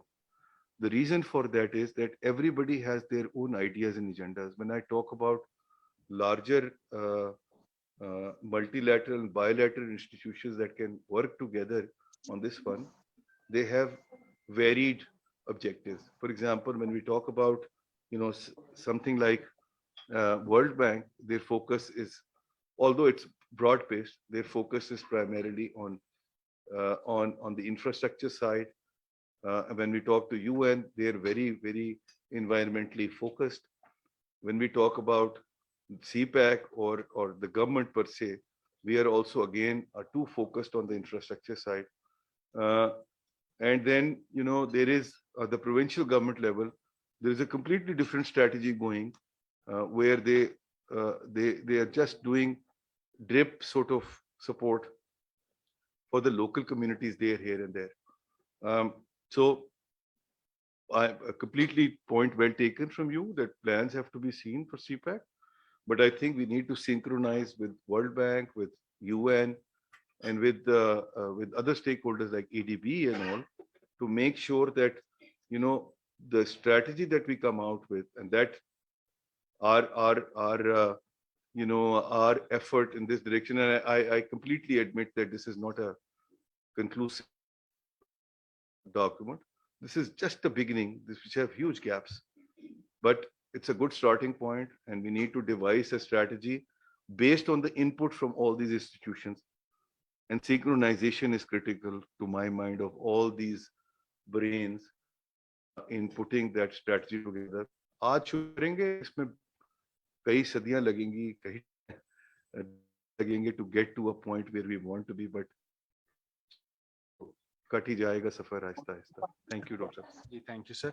I want to bring in Wakar, Admiral Ehsan Wakar, Saeed Saab, sir. Dr. Wakar, before I leave, I just want to make a small statement because I have to leave for a discussion on GDI. In 2018, prior to 2018, the JWG was Gwadar Port City Development JWG.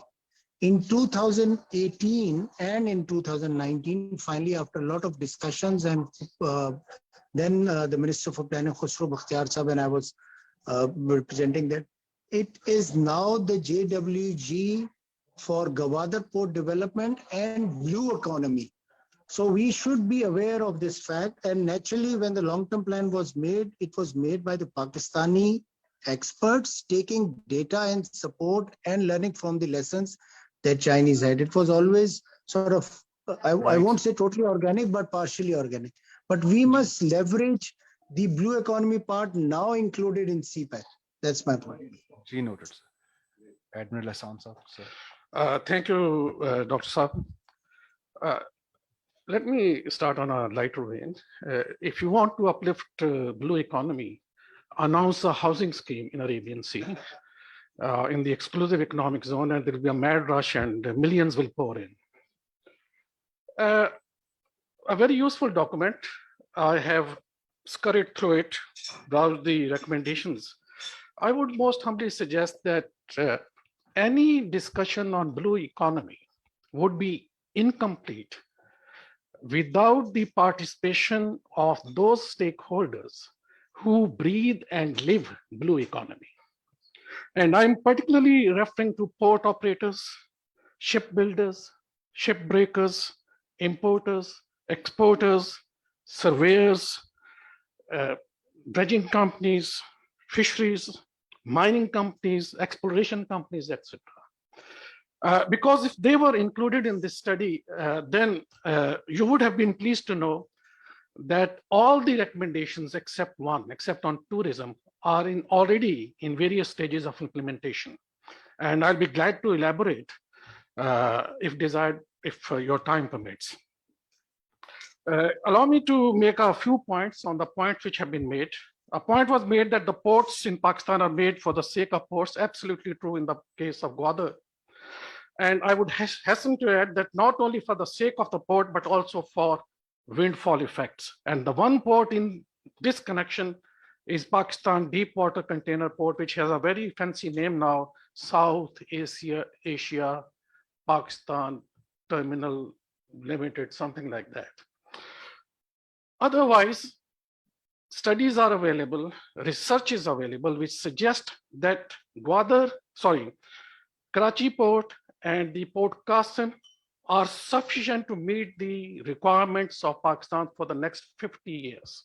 We don't need any third port in the presence of these ports.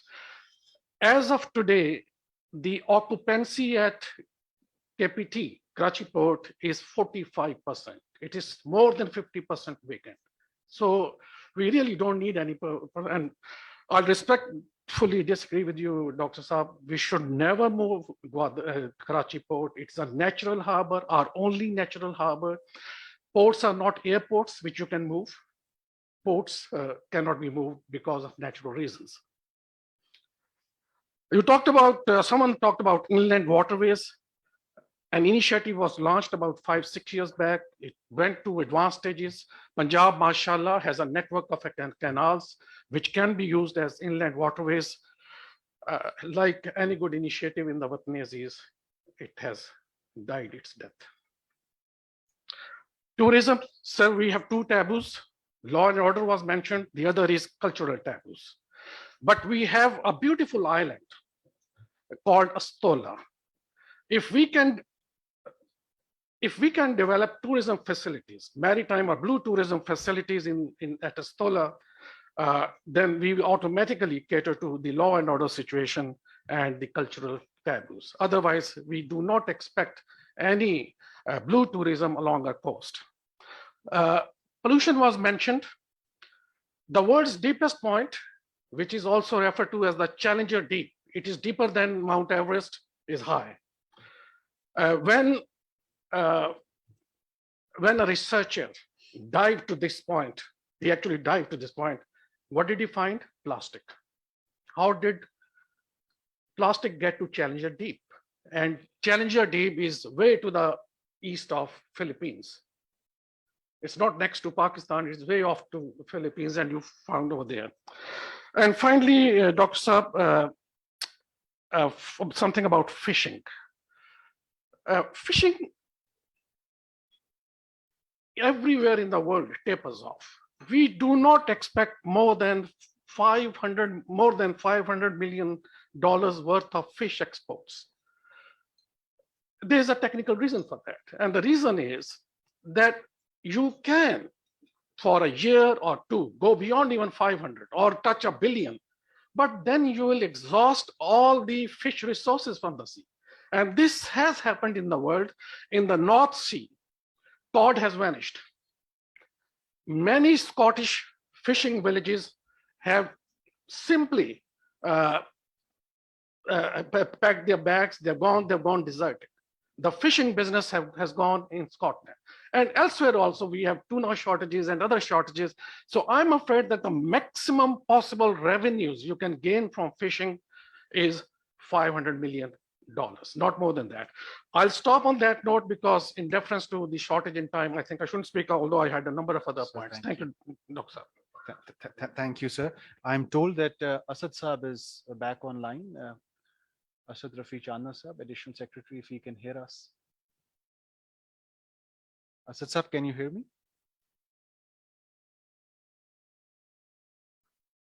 आप sir mute पे हैं जी हो सकता है इन्होंने दोबारा message करवाया कि he's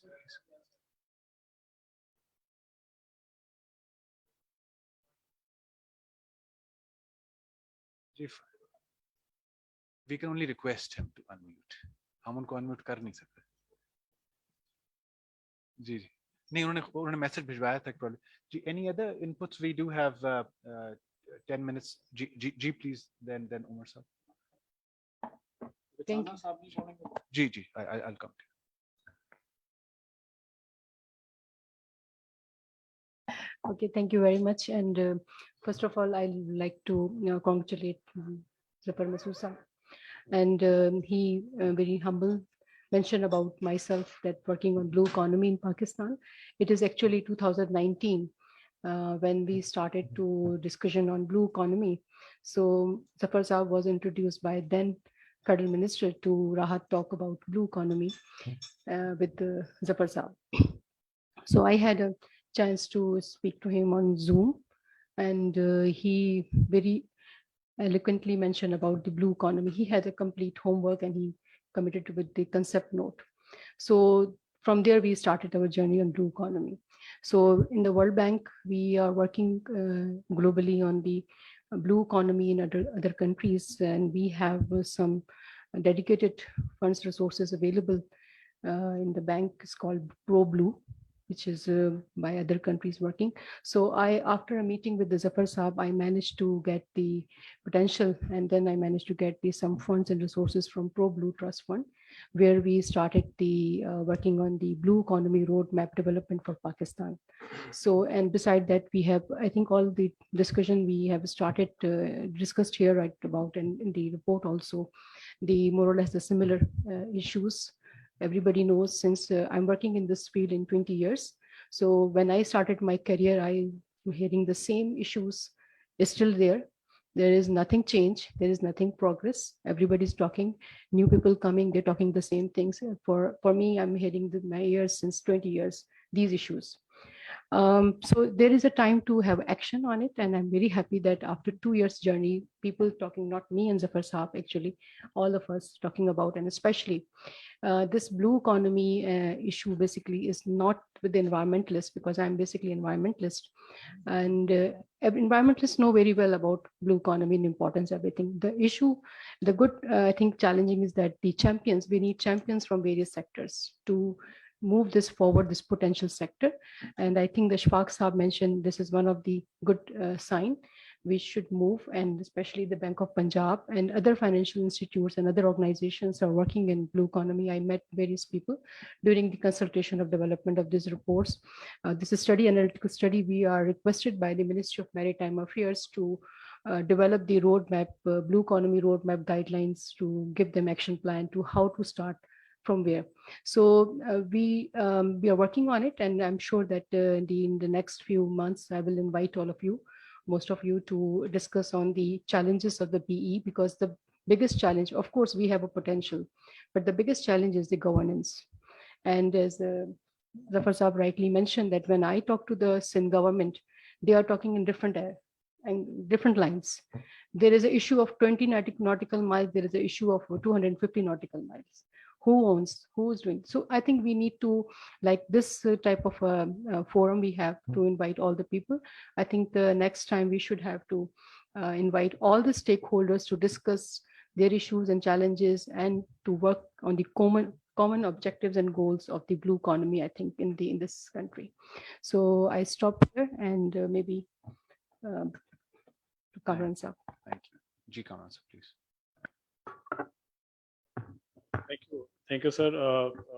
Before I shed light on the Ministry of Maritime Affairs endeavor to promote blue economy in Pakistan, I would like to appreciate the contribution of Mr. Zafar Masud, CEO and President Bank of Punjab, who is at the forefront to explore the potential of blue economy in Pakistan.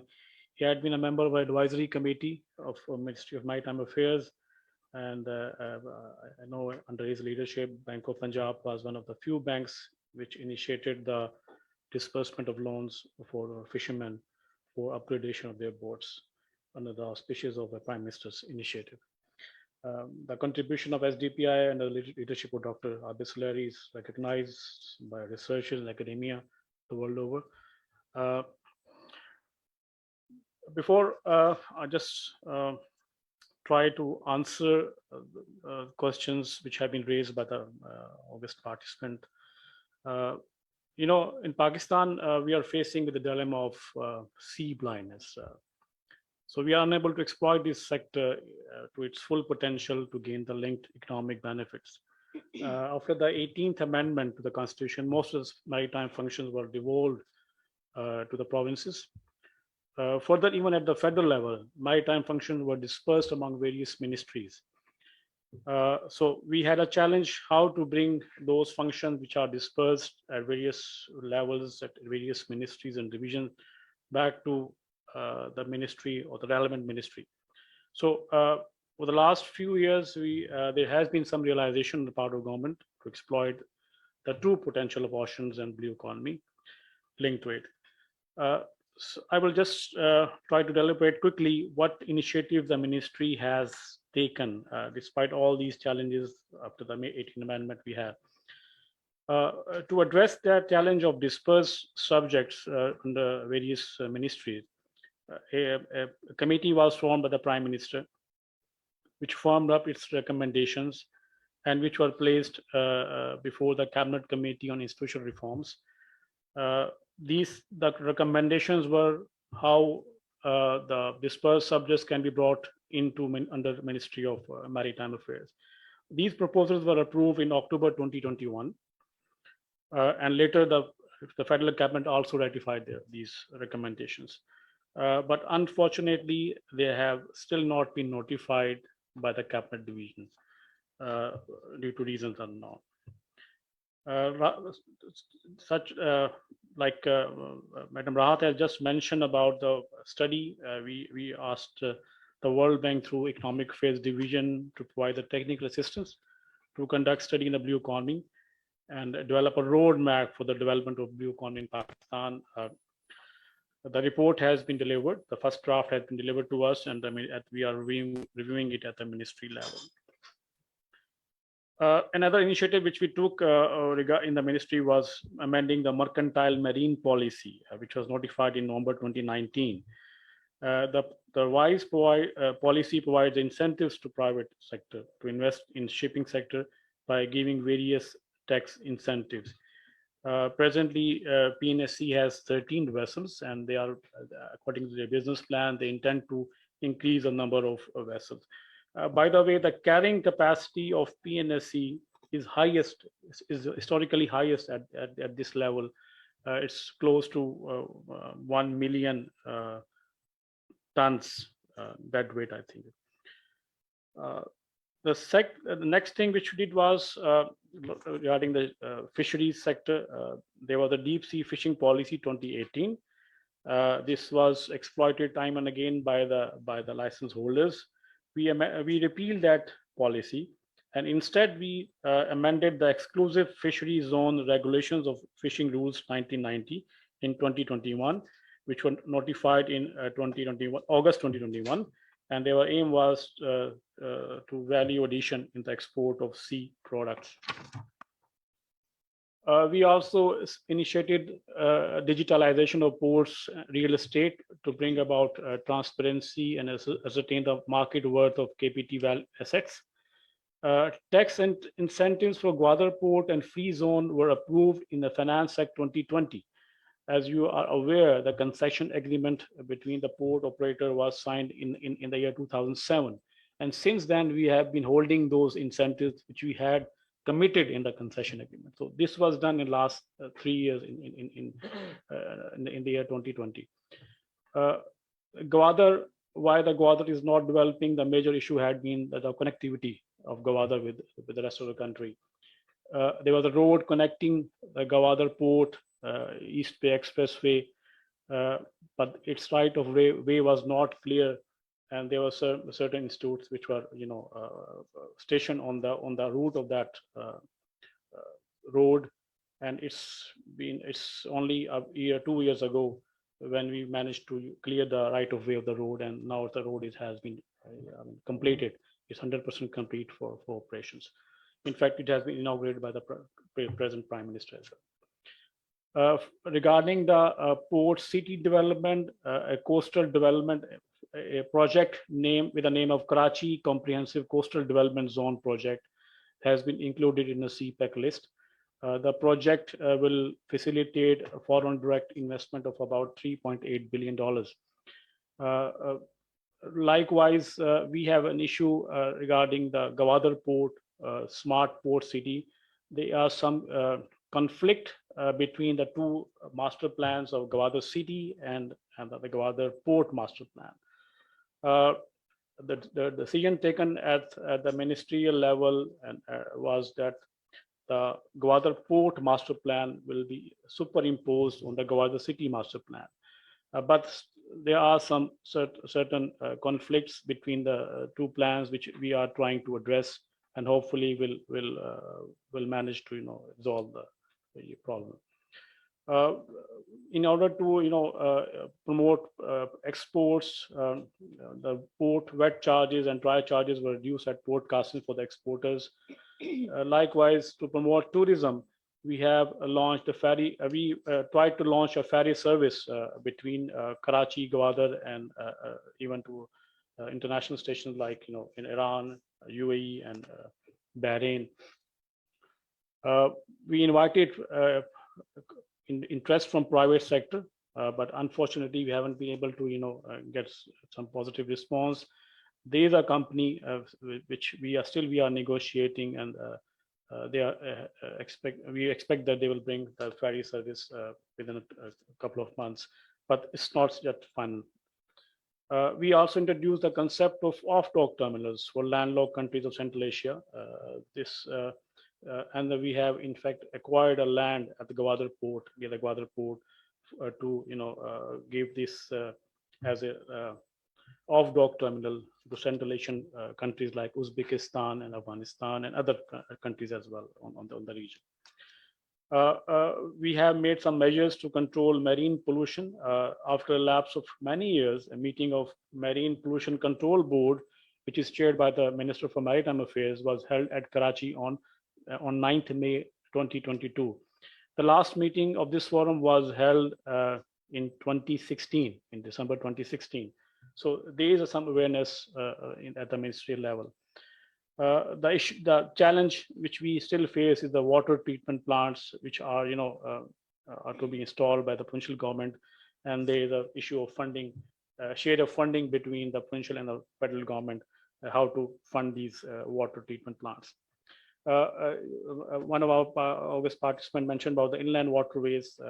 In this regard, we are thankful to the World Bank again that they have a study has been completed in this regard and has been furnished to us. That study has been shared with Ministry of Inter-Provincial Coordination for placing it before the Council of Common Interest, because as you know that the inland waterways is primarily a provincial subject, so we need consent of CCI to proceed in this regard. There are other smaller interventions which we have made, and we have tried to link with academia as well. And MOU is being planned. It's almost been finalized between National Institute of Maritime Affairs, NEMA, Barry University, and it's expected to be signed shortly. So we'll intend to develop these relations with other academia as well. Maybe we can go with SDPI as well in the future. Thank you so much. Thank you, sir. Thank you. I know we have ran over time a bit, and I'll be coming to Dr. Abid Suleri for his vote of thanks and closing remarks. But I think I saw Umar Saab's hand up from UNDP. If you'd like to contribute, maybe very briefly, and then I go back to Dr. Suleri.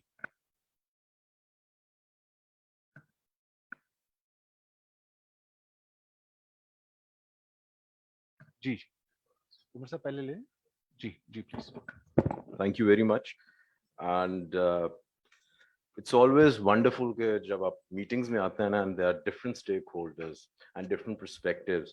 When you look at the government perspective, wo lagta hai just now we are reading a Mutaliya Pakistan book that everything is present in the country and there are no losses. We are looking at it from a different vision. I'm an economist and I always look things from a very critical manner. And I think it's a very decent work. It's an excellent, but it requires a little bit economic modeling. And when we look at the models, there have been three major things. One has been the green Keynesianism, green Keynes. Then we have the green Schumpeter, and the last one is the Pigovian taxes. और अगर हम तीनों को sum up करें, Keynes का जो philosophy थी, that was basically the government intervention is required. And that's why I think things have been slowed in Pakistan, because we also think that, okay, government needs to come in. Then when we talk about the Schumpeter, he talked about capitalism will be changing its form with the access of democracy, and that we see that now the business models are changing with reference to Pakistan. And the third one is the Pigovian taxes, that if there is any negative externality, which we see at the moment, and 2 years back, Al Gore said, oceans we are declaring emergency, but the good part is that oceans have a natural rebound capacity. And as Admiral Saab was saying that the fish is going to be finished and all that, I have a different perspective that we are not talking about the quantity of the fish, we are talking about the quality of the fish. And in the international market, we are just selling for $2 to $3. But if you look at the Bangladesh and India, they are selling it for $6 to $7.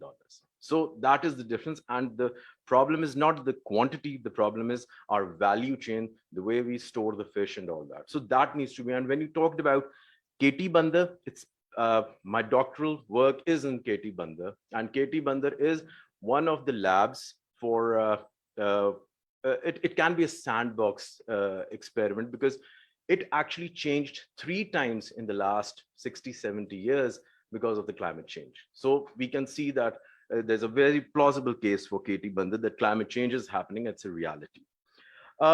Regarding the financial instruments, I'll just talk about 2 major questions that until and unless we're not going to put a dollar value or we don't monetize, we cannot make the decisions in a right manner. So what cannot be measured cannot be determined in terms of the decision making.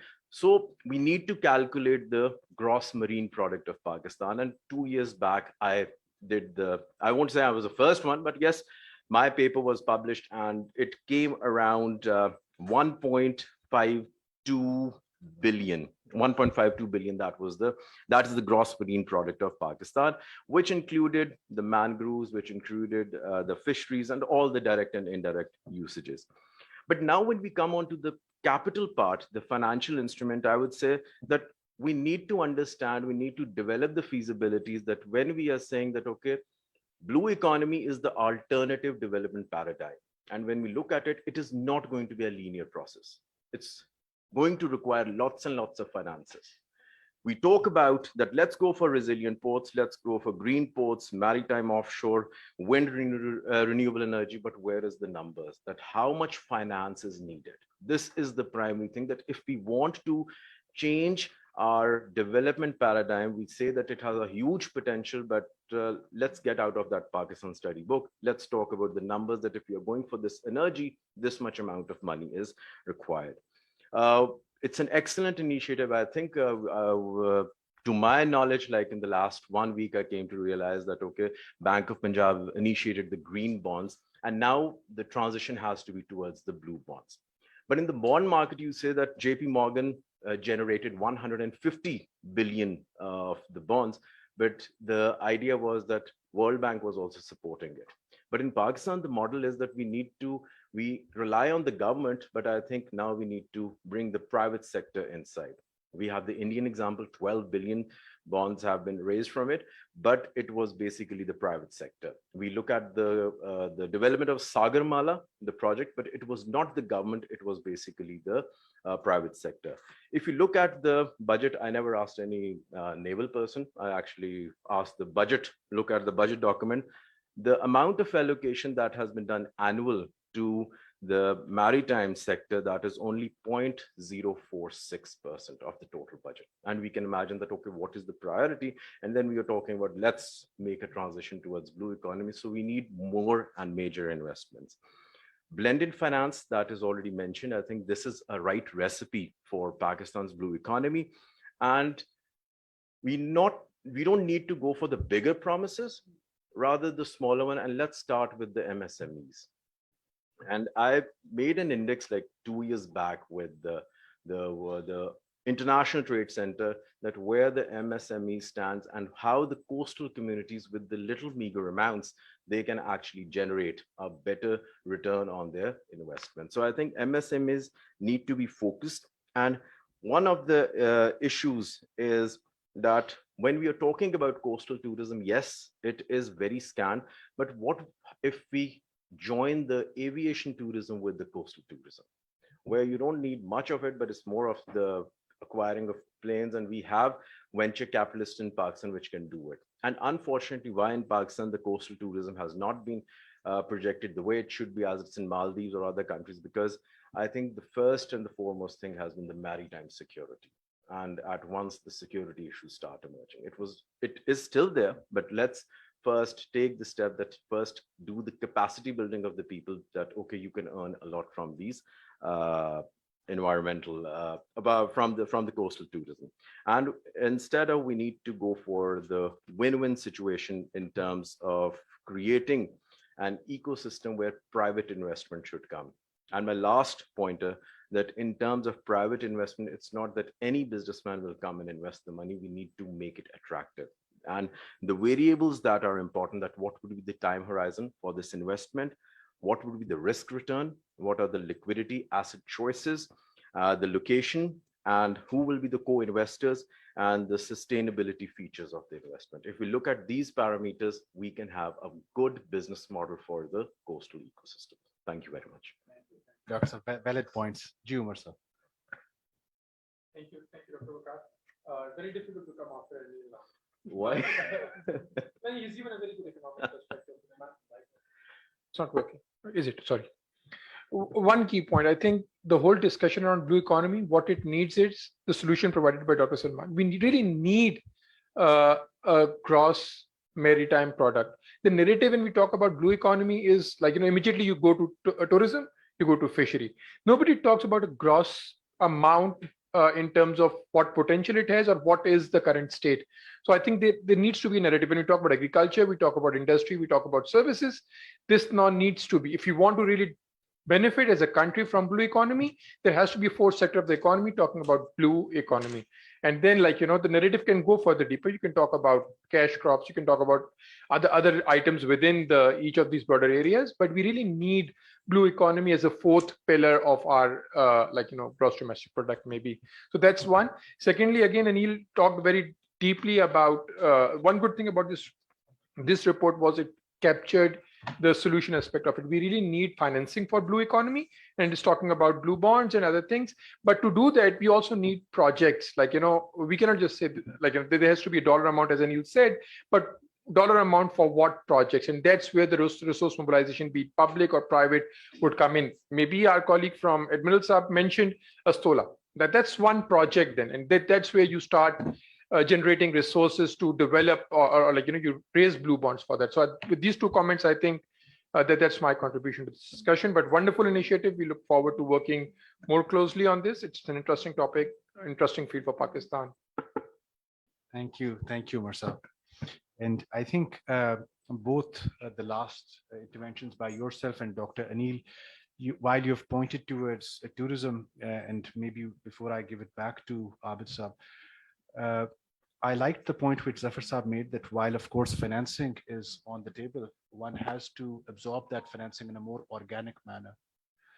So just to give you an example around tourism assets, which we continue to talk about, just in this hotel where we are sitting, I want 55 rooms, the people that I'm bringing from outside of the country, and I don't have 55 rooms in December in this hotel where we are sitting, So unless we work in a very coherent manner on developing the tourism assets, the rest can then follow again organically. Sir, please, for your closing remarks. Thank you, Wakar, for conducting it. I must acknowledge Rahat and her colleague Pawan from Washington, who introduced the subject of blue economy to SDPI back in 2017. And since then, in bits and pieces, we have been trying to contribute whatever we could. And I'm glad that today we are about to take the first leap. As Wakar mentioned, that it's an ongoing work. Now, if I have to, I won't try to sum up, but some of the things are very clear. There is a business case for blue economy. There is an energy case for blue economy. There is this environmental and ecological case for blue economy.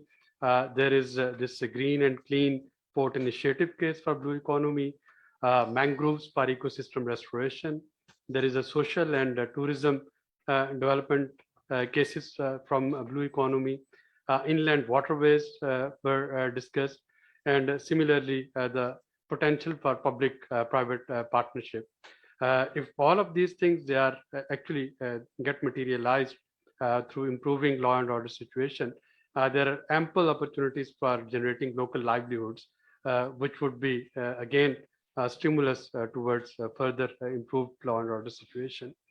There are at international financial level. We have the cases for getting benefit from ESGs of corporate sector. We have the benefit of green and blue bonds. We can also present our case for debt for nature swap. Of course, making these floods as the entry point for ecosystem restoration, Indus Basin restoration. And Zafar Saab, I would invite you if you would like to accompany us for COP27 in December for Sharm el Sheikh. I think that is where Pakistan would be this year with Ministry of Climate Change and with all other stakeholders, would be presenting the case of loss and damage very strongly. And we know that this downpour that affected Balochistan and Sindh, it was basically warm temperature, warm air on Indian Ocean that then wreaked all havocs on Balochistan and Sindh. So we need to prepare a collective case and present it to the international community. And this is a collective effort. No single organization, no single government department, no single provincial or federal government or entity can take care of it. We have here Financial Institute, think tank, representative of United Nations, multilaterals, ICAP, private sector, and I must also acknowledge the presence of Nima in the room. Of course, due to paucity of time, we couldn't engage you, Kavarsa, but I hope during lunch we'll be able to get your feedback as well. So it's a collective effort, and I think with this collective spirit, we need to take this agenda forward, and SDPI looks forward to keep engaged with Bank of Punjab and with all of you in future as well. Thank you. Thank you, sir. And as you said, let's continue this discussion over lunch. The lunch is served at Zamana restaurant. Our teams will escort. Thank you.